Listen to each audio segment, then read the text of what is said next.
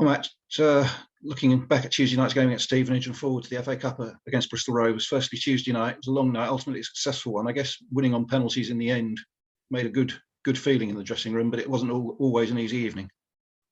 No, and probably from the start, really, a new manager for them being appointed on the Sunday. We've done our research on the 3 games, 4 with the cup game that the caretaker manager had. So we certainly watched those, but now with the new manager coming in, we were completely in the dark, really, about what formation, who was going to play, who wasn't going to play. So all our preparation and organisation, myself and Jason and the rest of the staff sort of pride ourselves on. There's very little information I could give to the players. And even once we got their team sheet an hour and 15 minutes before the game, it was obviously a strong side from them, as it was us, with their players that they've got available to them. But even with their personnel, it could be one of numerous formations. So we didn't know until kickoff, which is never easy and never right, on exactly how we want to do things on many different aspects, both with and without the ball. But so that was the difficult before we started. Obviously, a very windy night again, very strong wind. Certainly spoils games of football, and I'm not the only manager who says it. I've watched other managers' interviews over the last week or so after games, and they've all been saying the same things. And it just does really affect the game and the flow of the game and the quality of the game as well. And that was to show again on Tuesday night. And I thought it was a 0-0 written all over it, to be honest. I thought we edged the first half. I thought we had a few sighters at goal, but nothing to go mad about. And I thought second half, I thought they probably edged it, and I thought they probably had a couple of sighters at goal that never really threatened us or made us too concerned. But 0-0, probably what the game deserved. But the most important thing is we wanted to progress through and get through to the next round of the cup, and it went straight to penalties. And after probably 6-3 from each, great penalties, it then suddenly took a little turn for the worst. And Dino stepped up and made 3 saves in a row and got us through to the next round, which I'm absolutely delighted about. Yeah, second half in particular must have been difficult for you because of the new substitution rules. But once players start getting injured, you have to be careful how you make them, don't you? Yeah, and there's something new to us as well in using that, and then just working out how we're going to use it with certain problems that we had in the second half, and then knowing you make 2, you can make 5 in 3 occasions. So it's working out when and how you're going to do that. So that was certainly something we had to get to grips with as well. And I felt that maybe affected the game as well. They made 5 substitutions second half. We made 5 substitutions second half. And it really, that probably affected the game a little bit and the flow of the game as well. Maybe it came a little bit like a pre-season game where a bit stop-start and lots of changes. And as I say, it wasn't a great game, wasn't a great spectacle for many reasons. But the most important thing is, we've kept a clean sheet again when we yet to let a goal in the competition. We've kept 3 clean sheets in all competitions. But the most important thing, we've progressed through to the last 16, and we're in the hat for Saturday's draw. Just before we go on to the penalties, 3 of the 5 substitutions were injuries, and obviously people would have seen Ben White coming off early in the second half. What's the latest on the players that were injured?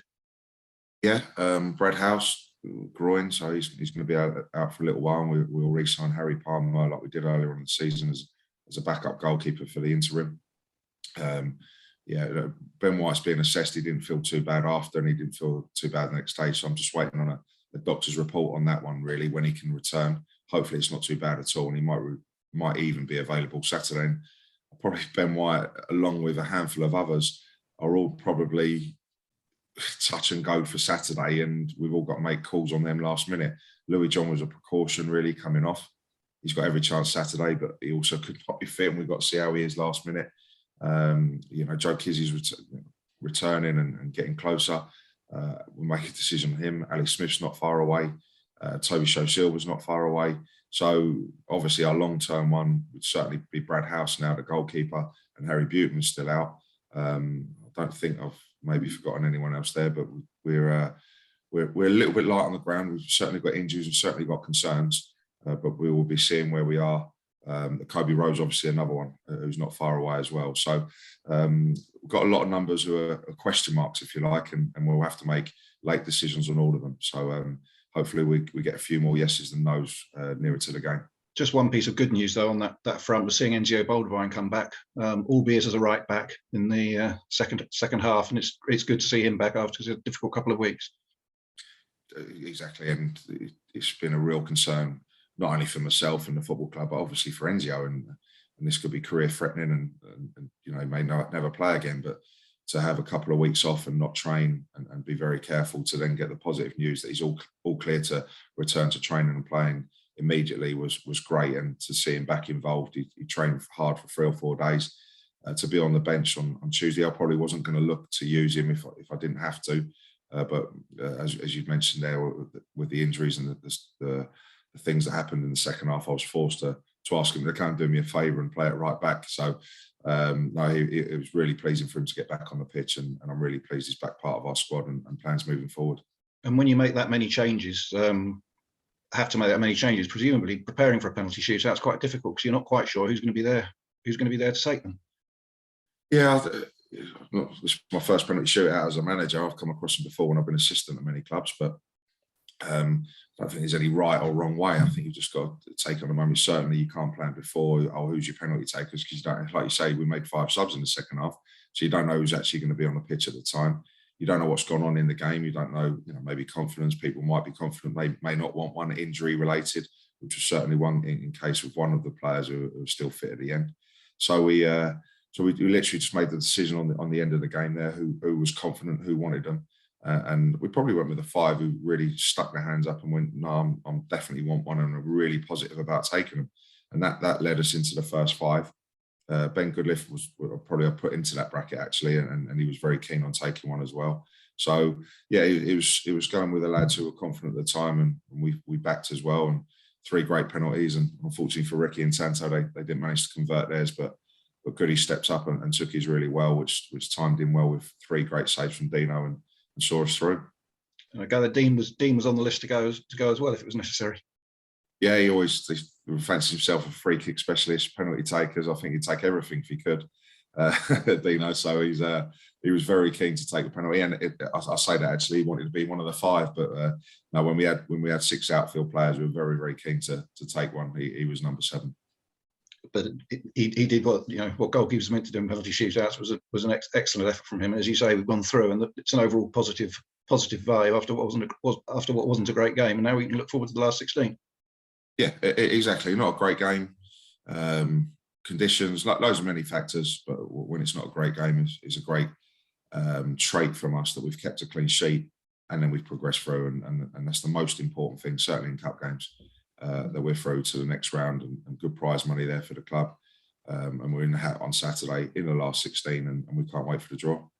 So with one cup put to bed until after Christmas that we've still got an interest in, we turn to the FA Cup this coming Saturday away to Bristol Rovers. What are your thoughts on that game? I think sort of with a couple of days to go.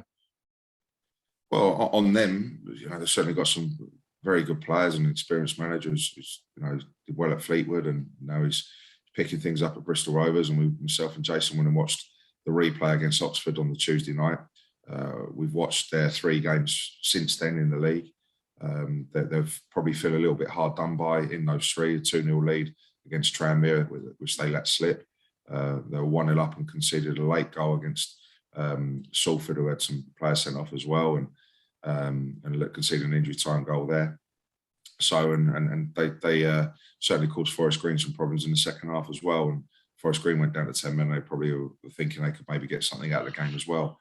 But we've certainly done our homework and preparing for what is going to be an extremely tough game, and a big vocal support there. So I hope we take our numbers down to the West Country on Saturday. But it's very much picking the bodies up from Tuesday and seeing where we're at and our preparation and getting ourselves ready. And I'm sitting here on a Thursday lunchtime, and I'm not too sure, to be honest. And we will certainly have to make some late calls, as I said earlier. So where we're completely at, I don't know. But as usual, we've done our homework and preparation on Bristol Rovers. So we'll be going there. It's another big game for the football club, big game for myself, the staff, and all the players. And we're desperate to get through to the 3rd round of the FA Cup. And we'll be putting the strongest, obviously, team available to us out to hopefully go and do so.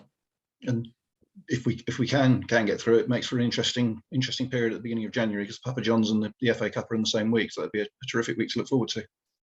Yeah, it's sort of tied in like that with Hayes and Yedding and Wimbledon, and a sort of a cup week. This week's been a cup week, and hopefully we've got another cup week in January, and we're still in these 2 cup competitions which remain for us this season. But it's hectic stuff coming up because we go after Saturday. We go straight into two away trips, both fairly long distance away trips. So it's all go at the moment, and every player needed. Definitely, it's just the knocks, niggles, the little problems that we're having injury wise has probably not been good timing with the week that we've got coming up. 3 journeys in 7 days: Bristol, Newport, and then Bradford on the Saturday. So we've got a hell of a lot of travelling. 3 really tough games. So it's a big week for us all round. But I'm sure, as always, with this character and this group of players, we'll all stick together, and whoever's selected for any of those 3 games will certainly be giving their all and be competing as we always do to try and get that result for us. And I guess Tuesday night's win, with that week coming up, Tuesday night, winning on Tuesday night rather than going out on penalties is even more important, because it gave us a good, as I said earlier, positive atmosphere going into the week. Yeah, it always helps, and we're delighted when we got in the change room, and I was getting all the pats on the backs, and the music was on. It was a good vibe, and from a disappointing result at Orient, that seems a long time ago now. We kept 3 clean sheets in a row, 2 league wins, through in the next round of the Papa Johns, and yeah, exactly the camaraderie, the team spirit, the atmosphere in training yesterday, back in tomorrow, is there to be seen, and we all can't wait for Saturday's game, and hopefully we just keep this little run going. Yeah, we'll hope so. Wish you well down there. We'll see you at Bristol on Saturday.